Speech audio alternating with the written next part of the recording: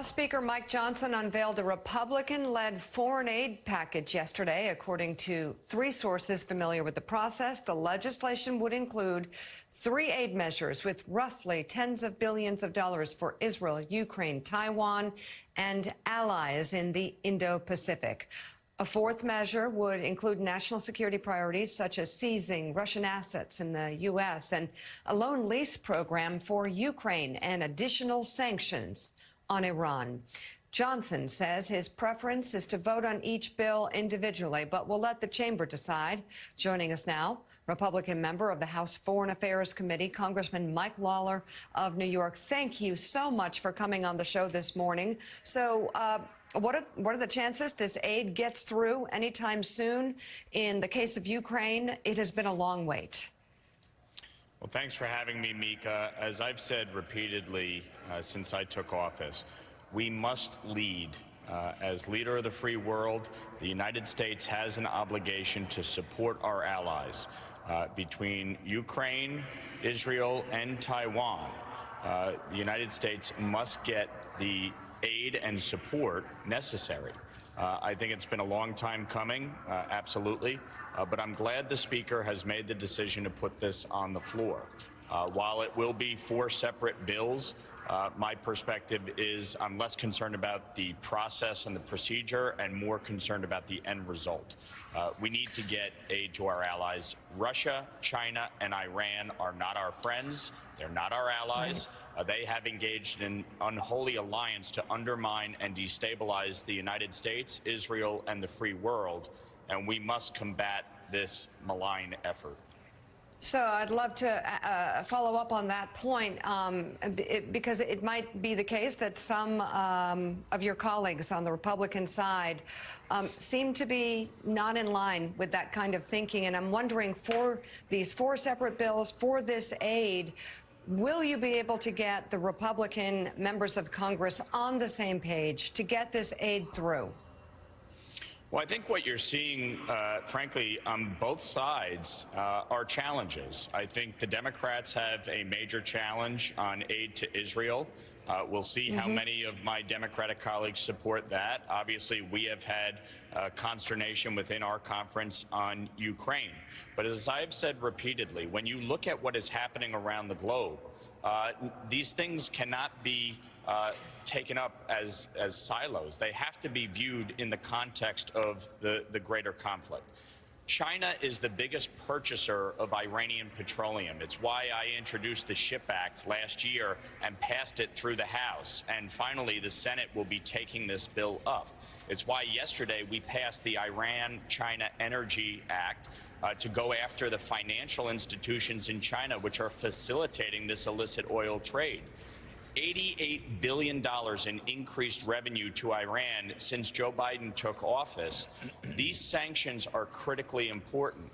You look at what is happening where Iran is the greatest state sponsor of terror. It is using the funds from this illicit oil trade to fund Hamas, Hezbollah, the Houthis, and now a direct assault on Israel. And as I've said repeatedly, my wife is from Moldova. Her family lives on the Ukraine border. I have no doubt if Ukraine falls, these former Soviet satellite states will fall with it. And that is a calamity that none of us can afford in the United States or in Europe. And so, we must lead. And if we fail to lead in this moment, we will be viewed like Neville Chamberlain was in the lead up to World War II. So Congressman, you're actually sounding like a conservative Republican, and I haven't heard that out of the House often on this issue. And by the way, Wall Street Journal editorial pages consistently chided people inside your conference who have been pushing back on doing the very things you're talking about right now. Sometimes a sense of perspective is needed, and if you'd be kind enough to take us into the House conference, and I understand you have people that spout Vladimir Putin's talking points and Russian propaganda, but we also talk about the House Intel chair. We also talk about the House Foreign Affairs chair, McCall. who have both been strong, fierce advocates for Ukraine from the start. And like you, they take what I consider at least to be a traditional conservative stance. I'm curious, inside the caucus, how big of a split is there? Are there 50%, 40%, 30% who are doing Vladimir Putin's bidding, spewing his talking points? Is it 5%? Do most Republicans support defending Ukraine against Russian aggression?